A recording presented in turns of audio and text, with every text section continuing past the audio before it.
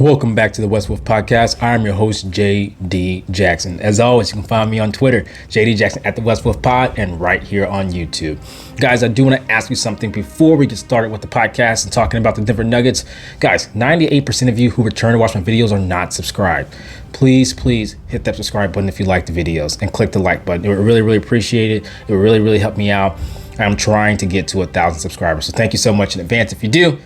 I really appreciate it. But guys, the Denver Nuggets play basketball today. It's game day. They play versus Anthony Edwards and the Minnesota Timberwolves. That should be a ton of fun. But guys, I'm excited to talk about the Denver Nuggets as a whole because their defense has picked up. It was a bottom 10 defense earlier in the season, and over the last 10 games, it's the number 8 defense in the league.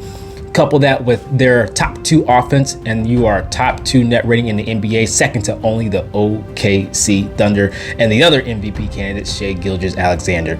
Guys, I'm excited to talk about that in the Denver Nuggets, so let's get it. Something I want to talk about first, guys, is I really love the way that Jokic and Russell Westbrook are playing off of each other. Their chemistry as a point guard center duo. I won't stay in it long. I just want to talk about just a little bit. I mean, it is truly something special to watch. We are watching 2 of the greatest passers of all time. Russell Westbrook being the best interior passer of all time, and Nikola Jokic probably the best passing center of all. Well, not probably the best passing center of all time. And there were some great ones out there, but Jokic, I think, takes the cake for sure. And to have 2 of them on the floor at the same time, sometimes it's just incredible. To me, Russell Westbrook and Nikola Jokic on the floor together is the best thing in basketball as far as duo is concerned. It's just so fun to watch. And the best part is how they both have said they just know what the other person is thinking. Now, it went insane when Russell Westbrook said it recently. When Nikola Jokic said it recently, that Russ just kind of knows what he wants to do just by looking at him, and then he has to wait for Jokic to get to the spot, and then he always passes it on time. But maybe a week or 2 before that, Russell Westbrook said the same thing. He said that he just looks at Jokic and they just both know what they're thinking. I'll play both the clips for you right here. A lot throughout the game. All the time we communicate without even saying nothing, which is great because he can see something, I can see something, and I point. We be thinking the same thing, and it's a great dynamic. To look at him, and I think he knows exactly knows what I'm thinking. So he just waited. I'm kind of a little bit slower, so he just waited me to get to the spot, and he passed it always on the right time. So he always play. I mean, he's a great player. I think people and teams that he was past misunderstand him and didn't give him the opportunity to be who he is. Chemistry like that's blossoming at this level that fast is something that you just have to watch. I watched the entire NBA, and I know a lot of Russ fans watch the entire NBA as well. You just have to watch the Denver Nuggets play if you are a basketball fan. It's incredible. You have to watch Russell Westbrook and Nikola Jokic. It is something special to watch on TV, and I just wanted to point it out. And I want to point it out. They both said the same thing about a week or 2 apart, that they just have that chemistry, and it's blossomed so quickly. Remember, Russell Westbrook didn't start at the beginning of the season, and he didn't play that many minutes with Jokic at all for like the first month and a half of the season. That's been something that started to happen in December, and now it's starting to come to fruition. It's coming to fruition quickly, and I think they're going to get better. And the best part about it is because people are worried about Russell Westbrook cutting off of his passes to Jokic at the nail and things like that they're overplaying it, and it's causing either Jokic to have a wide open jumper, or I won't say wide open, a good jumper, or he's finding other players just wide open because 2 players are going to the cutter on Russell Westbrook. And the fact that they play off of it that well, even in that instance, it's so good. It's just instincts. They just know what to do. They're both so smart and cerebral players. And that's one of the biggest things, that's the biggest lies that was said about Russell Westbrook for so long. That Russell Westbrook isn't a smart basketball player. Like, he's brilliant. Because he plays at a frenetic pace, people think that he's not smart on the basketball court, or he doesn't have basketball acumen. Russell Westbrook is playing chess out there, and he always has. And his pace is frenetic, not chaotic. It's not the same thing. And it's just fun to see Jokic want that. He wants him to be Russell Westbrook. He wants him to push the pace. He wants him to find him. He loves having a point guard that looks for him every single play, especially if he's running the floor. He's looking for him. Any big likes that, whether you're the greatest passing big of all time in Nikola Jokic, or you're another big that's playing alongside your point guard. You love when your point guard rewards you for running the floor and working hard on the defensive end. That's just something I just wanted to point out, and I just had to show those videos for people who did not see them. Nikola Jokic, Russell Westbrook, one of the best duos in basketball, one of the most fun duos in basketball to watch. To me, they are the most fun to watch together. And I know that the other three players on the floor with them both together absolutely love it. Everybody gets to eat. They're standing wide open. They make all the passes. All you got to do is do your job. I know Brown and the MPJ thinks that they make the game so much easier for them.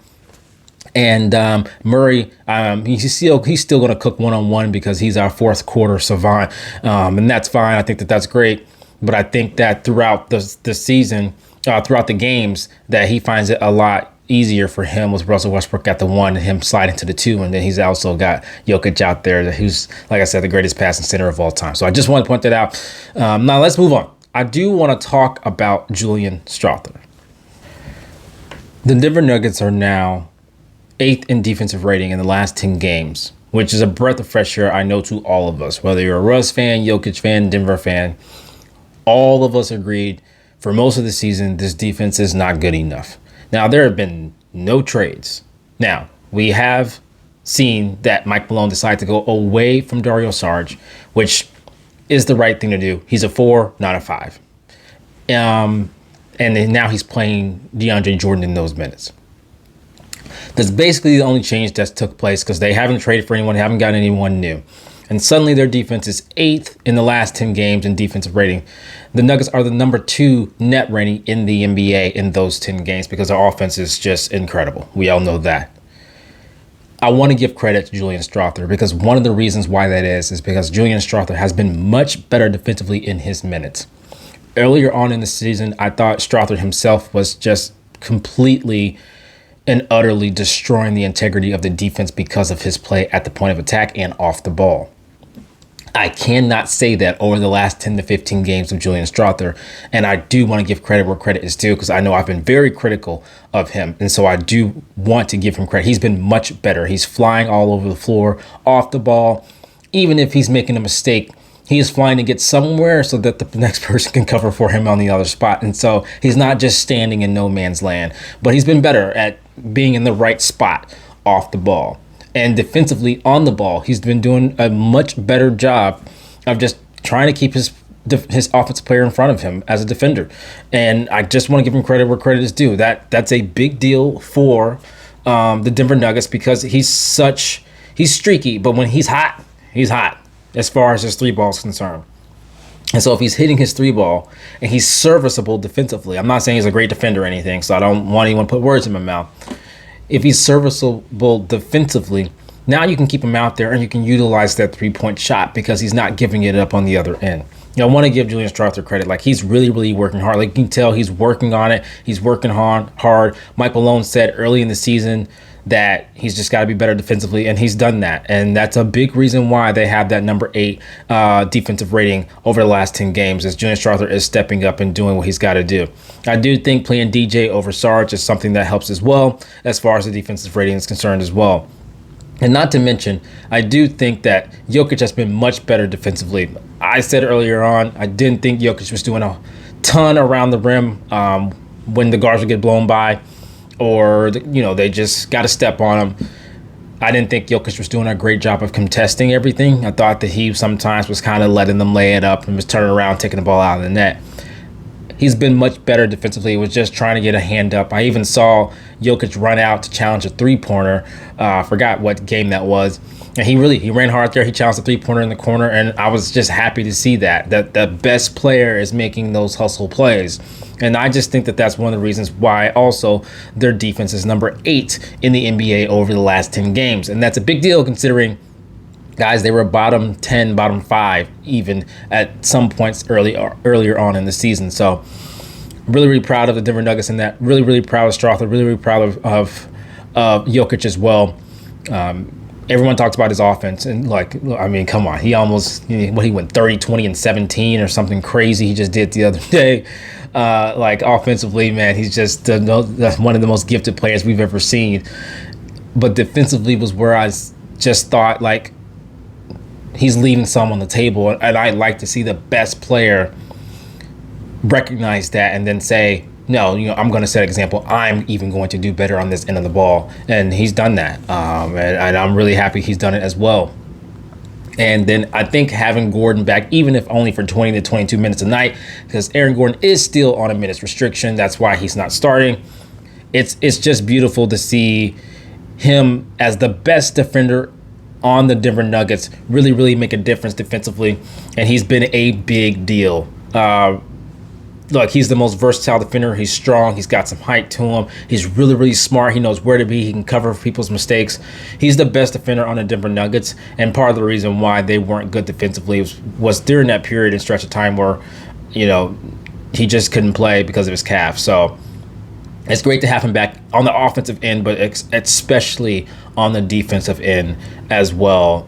He's the best defender on the team, and then behind him, in my opinion, is Russell Westbrook, and then after that, it is Peyton Watson. So those, to me, are your three best defenders, and then I'd say fourth is Christian Brown. I know there's some really, really big Christian Brown lovers out there. Look, Christian Brown's he's a good third defender on the floor. I do believe that. I just think those other guys are more versatile, better, stronger defensively than Christian Brown. So, but he's great to have out there as your third defender. Him alongside Russell Westbrook and Gordon that's peak defense. Like you don't really want to go against any of them, and so I think that's great as well. Now, I do also want to give credit to Russell Westbrook. Like, he's just been an outstanding defender. He covers for so many things off the ball. Some of the stuff he does it's absolutely insane, guys, what he's doing on the defensive end and the ground he can cover. I forgot who it was, but someone put out a tweet. I ended up quote tweeting it because it took him 1 second to get from the middle of the paint all the way to the deep corner to contest it, and he really contested the shot. Like, his hand was in the person's face while the ball was still in the shooter's hand. That's how fast Russell Westbrook is. He's at 36 years old, year 17. He's just an insane athlete still. Who knows how many years left he can play. He's just incredible, man. Him and Steph Curry, their longevity is absolutely insane because they can still go out there and just drop 25, and Steph Curry can hit 6 threes, and Russ can go out there and drop 25 with 10 and 9, or their longevity at the level that they are is absolutely insane. People talk about LeBron, rightfully so, but these guys are 6'3", and they're deep into their careers, and they're older, and they're still doing it. It's just incredible to watch. So give credit to Russell Westbrook on the offensive and defensive end. He's been amazing. He has over 100 pass assists to Nikola Jokic, just feeding the big guy. Jokic, I think, has 58 to Russell Westbrook. So between the two of them, I think it's 160 assists between the two of them. It's just crazy basketball, man. It's not counting their assists to other players. Insane production from the both of them. Now, we talked about the defense, right? Because I really, really want to get on that. But we're going to move over. Offensively, the Denver Nuggets are insane. And so we're going to talk about that for a little bit. Guys, the Denver Nuggets have an insane offense. Over the last 10 games, they have a number one offense in the entire NBA. Guys, it's absolutely so nuts. Their offensive rating is 124.3 on 62.5% true shooting. Guys, like, it's so efficient. And they're scoring so much. But part of the reason is they have no idea who to guard. If you double Nikola Jokic, I mean, they've got MPJ, they've got Jamal Murray, they've got Russell Westbrook on the floor. And you have Brown just cutting wherever he is. And Russell Westbrook cuts as well. And guys, Russell Westbrook's got to shoot. Well, he's shooting his best from 3-point percentage his entire career so far this season. And not to mention, the way that you do away with that is you give him the ball. He's one of the greatest passers of all time. Russell Westbrook with the ball, Nikola Jokic screening, MPJ and Murray just coming off of these screens. It just always ends up in wide open shots. You can do a pick and roll with Jokic. You can do an inverted pick and roll, and Russ can roll. They're two of the most cerebral basketball players in the NBA, period, ever, in Russell Westbrook and Nikola Jokic. They just play off of each other. The offense is absolutely insane. I actually would have just a nightmare night in and night out if I had to coach stopping that offense for a 7-game series. Now, look, these are NBA coaches. That's their job, but it cannot be fun whatsoever. Their offense is that good. Jokic having an all-time season, if you could believe that, because he was already great. Lock Hall of Famer. First ballot. But he's having his best season of his career. Russell Westbrook tends to elevate stars and players around him, and he always has. He's always been great at giving the ball to bigs. He's always been great at feeding them, getting them paid. Daniel Gafford, Steven Adams, it just doesn't matter. He's just been excellent at that for his entire career. And if you give him the best center in basketball and he elevates him even more, this is what you get, especially since Jokic elevates everyone around him as well, including Russell Westbrook. Guys, once again, the offense is insane, and watching Russell Westbrook and Nikola Jokic on offense on the floor together has been some of the most fun basketball I've seen in years. In years. They don't really shoot a lot of threes. They play out of the post. They play in the mid-range. They play tough defense. They run the floor. They throw lobs. Everyone's dunking. MPJ's dunking. Murray's dunking. Russ is dunking. Jokic is dunking. Everybody's dunking. Okay? Christian Brown dunks everything. All he has to do is run and jump and play defense. It's just so fun to watch, man. Like, I'm just excited talking about it. I'm so happy we get to watch it again tonight, or well, this afternoon. I think it's 3 Eastern, 2 Central for the game versus the Minnesota Timberwolves. So I'm serious. If you're listening to this podcast and you don't regularly watch the Denver Nuggets, do it. It's that fun. It is a blast to watch them on both sides of the basketball. Both sides now, because the defense was putrid at first. Please tune in. Hey, maybe we'll get another triple-double from Russell Westbrook and Nikola Jokic, and it'll be the third, and they'll just make history all over again. Not to mention, guys, MPJ has been absolutely excellent to me. Even when he's starting to slide a little bit in some of his efficiency stats, it's still really good. And I just want to say that because I don't think that the Denver Nuggets need to trade for Zach LaVine or whoever else is out there. I would keep him. Keep him. It's just my opinion. Like, they don't know who to guard other defenses. Of course, the primary thing is, like, we have to stop Jokic. Good luck with that. But they just don't. There's so many weapons that they have no idea what to do. It's one of the reasons why I think they should keep Russell Westbrook in the starting lineup when Aaron Gordon is off of his minutes restriction. I don't know. We'll see what happens.